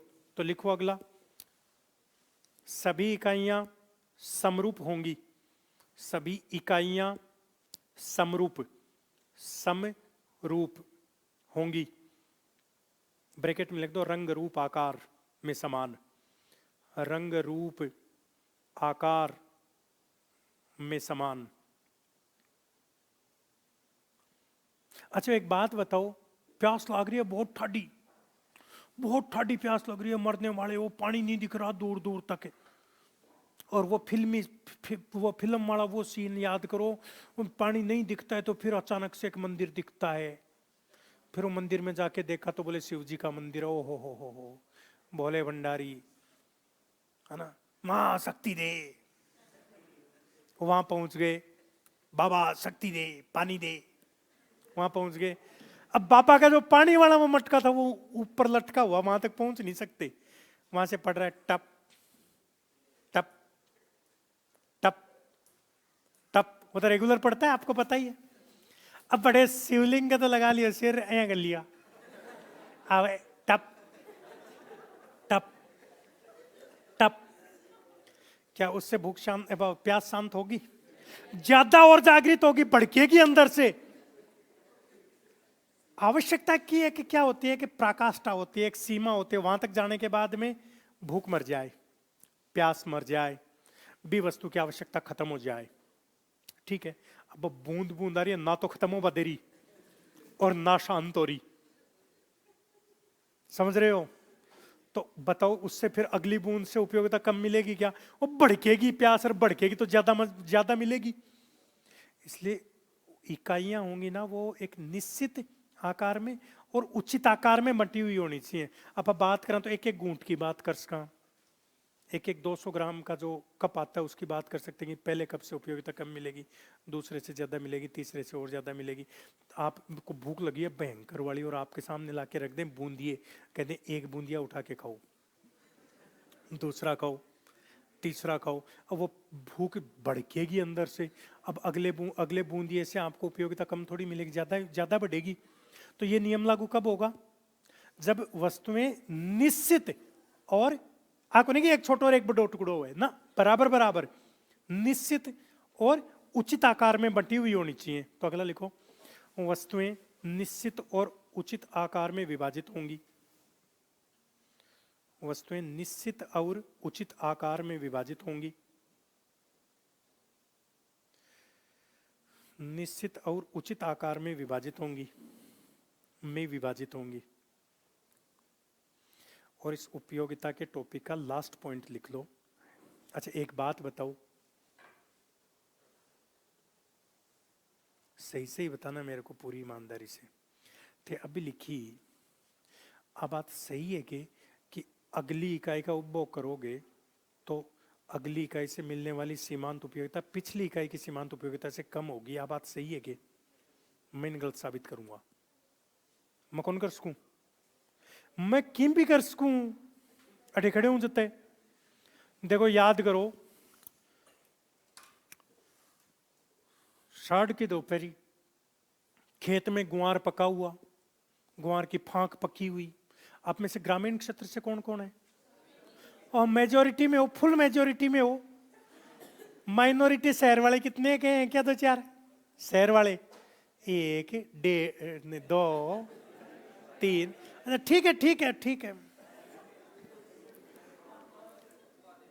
गुआर नाम सुना है क्या शहर वालों ने भी? गुआर का पेड़ देखा है? हाँ जनत सुनेड़ो है। गुआर का पौधा होता है। अच्छा गुआर का पौधा के ऊपर गुआर लागे, गुआर के अलावा क्या लागे? गुआर के अलावा क्या लगता है? फांक लगती है। फलियों में तो गुआर होता है, फांक लगती है, कभी जाके देखना। अच्छा बरूट, बरूट नाम सुना है? बरूट, अब सुन लो तो। खेत में गए सुबह सुबह 3 बजे गुआर की लावनी करने, फसल काटने। सुबह सुबह 3 बजे चले गए, दोपहर के 11 बज गए। पानी लाए थे वो तो 8 बजे निपट गया था। 8 से 11 तक तो प्यास ही मर रहे हो।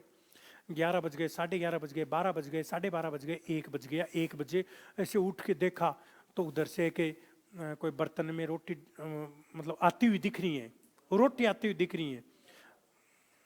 मिट्टी के दोरे के उधर से वो जो ला रही है या ला रहा है वो तो दिख नहीं रहा है, रोटी का वो बर्तन दिख रहा है कि आ रहा है। हाथ से वो जो आपकी वो काटने वाली क्या बोलते हो, दांतली, दांतरी, जो भी बोलते हो, वो वहीं छूट जाती है अपने आप ही।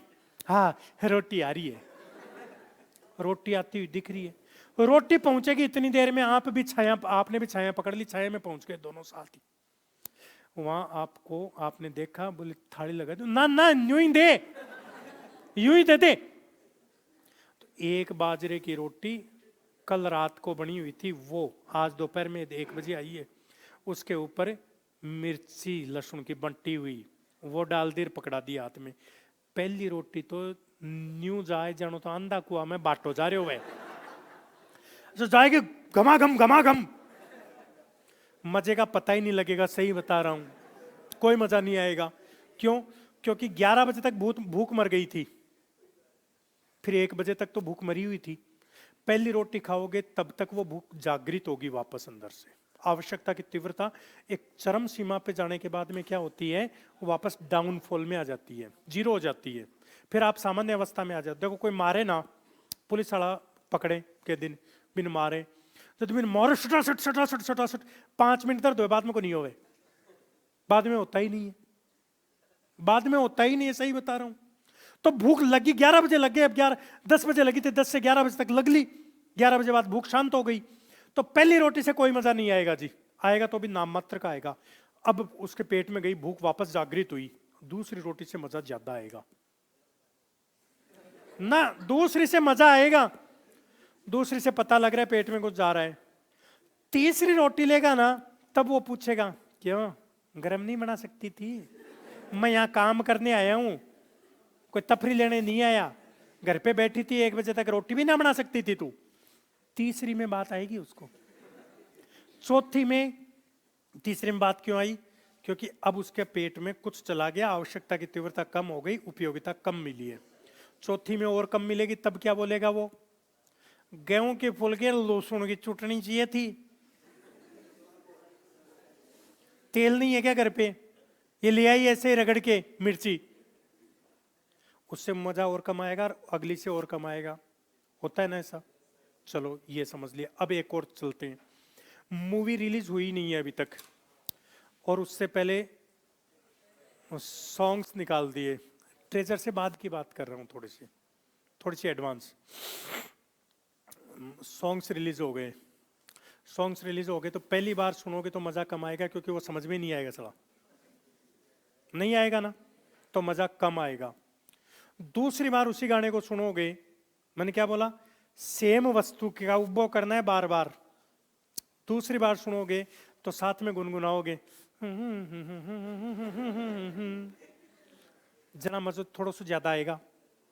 तीसरी बार साथ साथ गाओगे, नागण सी चोटी मारी लहराएगी, मजा और ज्यादा आएगा। अब पांचवी बार मजा वहीं रुक जाएगा। छठी बार अरे कितना सुनेंगे, फिर कम होता होता होता होता कम हो जाएगा। पक्का ना, पक्का ना। यानी बाई रोटी वाली कहानी पहली बढ़े लेकिन अंततः वो गिरेगी, निश्चित है। उपयोगिता वही इसमें। तो उपयोगिता हो सकता है, मे भी पॉसिबिलिटी है कि प्रारंभ में उपयोगिता बढ़ते हुए क्रम में प्राप्त हो, लेकिन एक निश्चित बिंदु के बाद आफ्टर सर्टेन पॉइंट ये गिरते हुए क्रम में प्राप्त होगी। लिख लीजिए नीचे स्टार लगाकर। प्रारंभ में उपयोगिता, प्रारंभ में सीमांत उपयोगिता, प्रारंभ में सीमांत को सी लगा दो बस समझ जाओगे, है ना। प्रारंभ में सीमांत उपयोगिता बढ़ सकती है परंतु एक निश्चित बिंदु के बाद,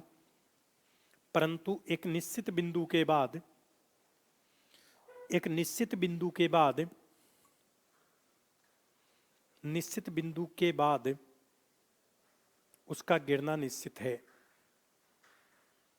उसका गिरना निश्चित है। कोई दिक्कत है? पक्का? नीचे लिखो उपयोगिता 3 प्रकार की होती है। उपयोगिता 3 प्रकार की होती है। उपयोगिता कितने प्रकार की होती है? 3 प्रकार की होती है। एक बात बताओ, जस्ट फॉर 1 मिनट। थक गए? पूरी ईमानदारी से बताना, मतलब क्या लग रहा है कि समझ में आ रहा है पूरा? एकदम रिलैक्स मोड में बैठे हो? बर्डन तो नहीं है ज्यादा दिमाग पे? लोड तो ना आ रहा? पक्का? अरे लोड नहीं आ रहा ना दिमाग पे ज्यादा? नहीं आ रहा है। आज तो बातों बातों में भूल गए और आपने फिर इंडिकेट नहीं किया, मेरे को बताया नहीं। बाकी 2 घंटे के बाद में छोड़ देंगे 5 मिनट आपको, पानी पी के आना, जो भी वॉशरूम वगैरह जाना है। आपकी मैं समझ सकता हूँ, वो मैं भूल गया था ना इसलिए। हाँ तो क्या करें, अभी छोड़ूं या 1 घंटे? 7 बजे तक क्लास है मेरी, ब्रेक दे दें? अच्छा एक चीज बताओ, कितनी देर बैठोगे क्लास में? मैं अलग पूछ रहा हूं। 8 बजे तक मेरी अकेले की? चलने दें? बोर तो नहीं हो रहे? ऐसा तो नहीं लग रहा है कि यार 6-6 घंटे सब, मतलब 5-5 घंटे अकेली इकोनॉमिक्स चलती है क्या? पक्का नहीं लगेगा? झूठ बोल रहे हो? इकोनॉमिक्स कोई पढ़ी जाती है इतनी देर? अच्छा तुम पढ़ सकते हो? तो ये टॉपिक पूरा करके बाद में चले जाना। इसमें 3 ही बात लिखवाऊंगा मात्र, फिर आपको 5 मिनट का गैप दे देंगे। ये पॉइंट है, उसके बाद 5 मिनट का गैप दे देंगे, ये लास्ट पॉइंट है। अच्छा एक बात बताओ, शुरू में रसगुल्ला खाओगे, भूख लगी है, रसगुल्ला खाओगे, मजा आएगा ना? उसको बोलते हैं सकारात्मक उपयोगिता। क्या बोलते हैं? सकारात्मक या धनात्मक उपयोगिता। पेट भर गया उस टाइम पे रसगुल्ला खाओगे, ना तो मजा आएगा और ना कष्ट होगा। क्या बोलेंगे? शून्य उपयोगिता। क्या बोलेंगे? शून्य उपयोगिता। उसके बाद भी रसगुल्ला खाओगे तो 1 जाएगा, 2 को साथ लाएगा, कष्ट होगा, कष्ट होगा ना? क्या बोलेंगे? नकारात्मक उपयोगिता। पूर्ण संतुष्टि बिंदु से पहले उपभोग करने पर सकारात्मक उपयोगिता, पूर्ण संतुष्टि बिंदु पर शून्य उपयोगिता, और पूर्ण संतुष्टि की बिंदु के बाद भी उपभोग करने पर नकारात्मक उपयोगिता। बात समझ में आ गई? लिख दो, 1 नंबर डालकर लिखो सकारात्मक उपयोगिता, सकारात्मक उपयोगिता, सकारात्मक उपयोगिता। जब इसमें लिखो सकारात्मक उपयोगिता में, जब वस्तु के उपभोग से, जब वस्तु के उपभोग से, वस्तु के उपभोग से आनंद की अनुभूति हो रही हो, आनंद की अनुभूति हो रही हो,